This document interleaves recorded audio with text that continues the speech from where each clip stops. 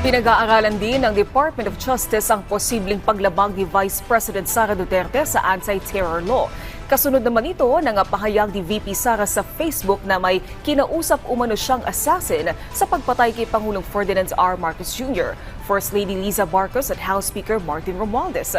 Sa inihain kasing sabhina ng NBI laban sa Vice Presidente, nakasaad dito na posibleng sampahan din ng reklamong paglabag sa RA 11749 o anti-terror law ang Vice Presidente.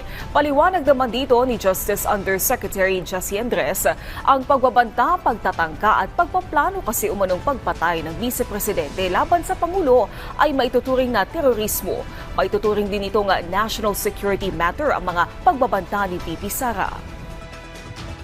Kapag kayo ay gumawa ng mga hakbang para saktan at bigyan ng banta ang buhay ng ibang tao, kasama po yan sa terrorism.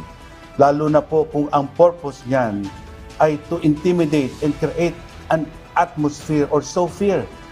Tandaan niyo po na ang banta sa Pangulo ay isang national security matter.